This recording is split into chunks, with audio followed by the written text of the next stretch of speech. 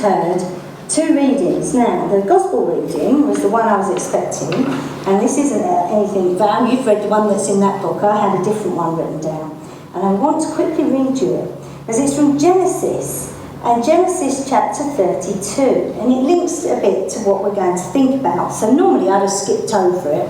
So Val's read the right one, I had another one at home. And what it was, this is about, it's from Genesis, this is about Jacob. And Jacob was really worried about meeting his brother Esau. And Jacob was so worried that he sent all his family to another place with all his possessions because he was worried that his brother was going to attack them or do something really bad. So he protected them by moving them away. And he then was by himself. And it says that when he was by himself, Jacob was left alone, and a man wrestled with him until daybreak. And when the man saw that he did not prevail against Jacob, he struck him on the hip socket, and Jacob's hip was put out of joint as he wrestled with him. Then he said, "Let me go, for the day is breaking." But Jacob said, "I will not let you go unless you bless me." So he said to him, "What is your name?" And he said, "Jacob." Then the man said, "You shall no longer be called Jacob, but Israel, for you've striven with God and with humans and have prevailed." Then Jacob asked, "Well, please tell me your name." And there he said, "Why is it that you ask for my name?" And he blessed him. So he said to Jacob, "I will call you Israel, for you've striven with God and with humans, and you've prevailed." And Jacob says, "Well, I've seen God face to face." And so he blesses that place. But I wanted to read that bit to you because it links to what I'm going to say about. And so the Matthew reading as well. Let me put that, if I put that there we go. Sending his family away to protect them. And then he's by himself, alone, worried what's going to happen to them. And then you had Jesus, right at the beginning of what Chris read, saying that he'd just heard that John the Baptist, his cousin, had been killed. He'd just heard that. And what does Jesus do? He withdraws, he goes away. Because he doesn't want to face people, he wants to be by himself. He needs some time to himself. Maybe to cry and to grieve, because we know he does that when his friend Lazarus dies. So, because he knows that he's fully human. Jesus is the incarnation. He was born from Mary. He's fully human. So Jesus goes away. He retreats because he's just heard about his cousin. And I imagine he prayed for him like we would. So there they are. They're both, you've got Jacob is then wrestling with this man in the night. He doesn't know who he is, but he's wrestling with him and he's not happy. He's worried about his family and he's wrestling. And the man won't let him go. And Jacob likewise won't let him go. Jesus prays in that quiet place. He's away in that quiet place. And then do you know what he does when he comes back?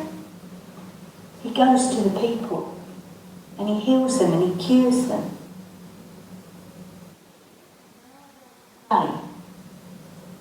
Is lamenting and grieving. Our world today is very different to how it was a few months ago. And we're already talking about in the past, before COVID. We're saying about all these things that have changed. And we're lamenting for the people that have died of COVID. We're lamenting for people who have died during this 4-month period.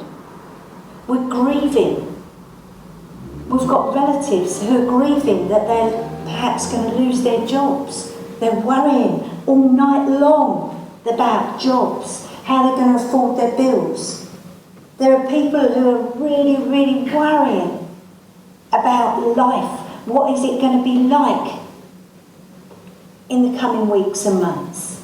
Some of you have only just come out of your houses for the first time after 4 months locked away. And worry of, we can't see where there is a problem. We can't see these germs. And some of us are so anxious about that. And so we're worrying, we're lamenting, we're grieving. Perhaps some of us are angry about things that have happened over the last few months. And all of those things are things that Jesus went through. God, why did John die in that way? Maybe he said that, maybe he didn't. All those things that, maybe Jacob, as he was wrestling with this man, maybe he was thinking about his family and what was Esau going to do? All of those things. So life has changed. Everything we are wrestling with. Jacob wouldn't let go. The man wouldn't let go. And in the end, the man blessed Jacob. Jacob had a divine encounter. Jesus, when he went ashore, the people had gone to find him. He went ashore, we're told he had compassion on the people. And he healed them. He cured them. A divine encounter. Us at some point in our life have wrestled with God. Why has this happened? What must I do? Help me. Help my children. Help somebody else. Perhaps some of us, though, are fearful of wrestling with God. Who am I to ask God? Who am I to wrestle with God?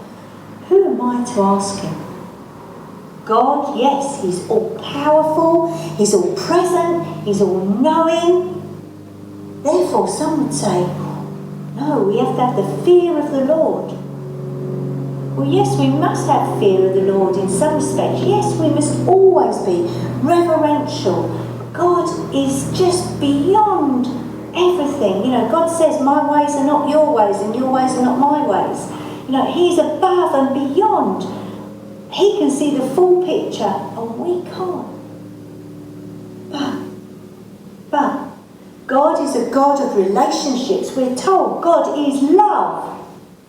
God is a God of relationships who sent his Son to be fully human, to experience the things that we go through, and that all of us at some point have worries and problems. Jesus went through those. So God knows at the moment all what we're going through. It's not what he planned for the world in the beginning, but this is what we have now. And he sent his Son, and his Son has left his Holy Spirit with us, and he's with us at all times. He will not let us go. He will not let us go. And we are to cling to him. Even when we're at our lowest, we're to reach out. Famous reading about the feeding of the 5,000. Jesus doesn't say, send the people away. It's the disciples. It's the regular people who follow Jesus. They're the ones who say, come on Jesus, send the people away. This is going to cost us money. This is going to cost us too much to feed them. And Jesus says, no. Come on, you do something. You do something. The pockets are empty, we haven't got that much bread, we've only got 5 loaves and 2 fishes. And Jesus says, that's enough. That's more than enough. Give it to me. Miracle. But he needed them to step out in faith. He needed them to just use what they had. And all of us are God's disciples. Jesus' disciples, all of us. I read books by a theologian and a priest called Samuel Wells. And Samuel Wells is in ministry today in London, and he's written lots of books, and one in particular is called Incarnational Ministry. And it's about how we, as the disciples, are to be with people. And it's about being with. God is with us all the time. And we are to be with them, people, all the time. And the way we do that as disciples, to be with people, is to be with them in their time of need. And whatever that need is. And I'm certain that some of you here will say you soon know who your true friends are when there's a problem. You soon know who your true friends are. Because they're the ones who sit with you. They're the ones who ring you up and just say, how are you? They're the ones who maybe just pop in or just make that phone call. They're the ones you know you can rely on and you can trust. Is all about. We can trust God, we can trust Jesus, but we can also trust that as disciples, that's what he wants us to do for others. It's not feeding physically, or maybe it is, maybe some of us have made a lasagna or a shepherd's pie or a whatever it is and passed it on. But maybe it's also just that phone call. Maybe it's that hand on the shoulder, a bunch of flowers, whatever it is.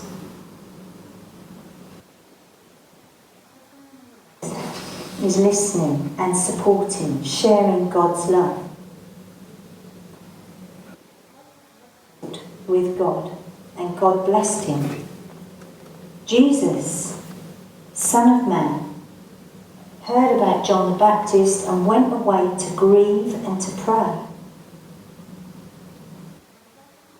Is always ready to listen, to wrestle through all the grief and the anger and the upset and the hurt and the worry, and the list goes on.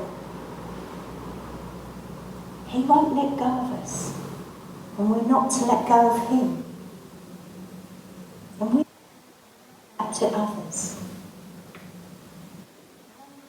As I said, the world is lamenting, and I'm going to finish with this. The love of the Lord never ceases, and God's mercies never come to an end. They are new every morning. Great is his faithfulness. Chapter 3, verse 22 and 23.